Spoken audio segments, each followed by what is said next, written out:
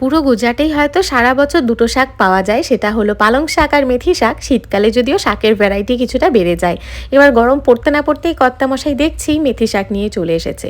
তাই মেথি শাকের একদম মাথার দিকের কচি শাকগুলো বেছে নিয়ে ভালো করে ধুয়ে নিয়েছি। মেথি শাকগুলো ঠিক এরকমভাবে ইউজ করতে হবে, আর ডাটাগুলো একদম ইউজ করব না আজকের রেসিপিতে।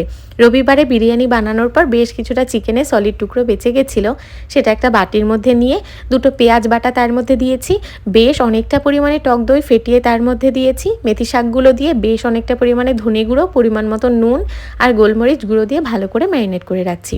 টক দইটা একটু বেশি পরিমাণে লাগবে, আর ধনে গুঁড়োটাও বেশ অনেকটা পরিমাণে দিয়েছি।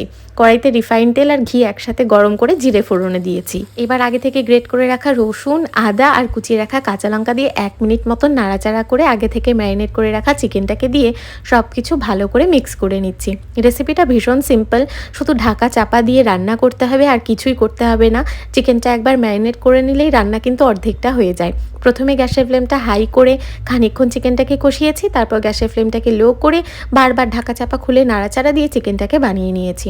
নামানোর 10 মিনিট আগে সামান্য মেথি শাক দিয়েছি, তারপর ঢেকে আর একটুখানি ফুটিয়ে চিকেনটাকে নামিয়ে নিয়েছি। আর কি, রেসিপি এখানেই শেষ, কারণ মেথি চিকেন এতটাই সিম্পল হয় বানানো, খুব সহজে তৈরি হয় আর খুব তাড়াতাড়ি তৈরি হয়। পাতলা পাতলা রুটি আর স্যালাডের সাথে পরিবেশন করেছি, খেতে কিন্তু অসাধারণ হয়েছিল।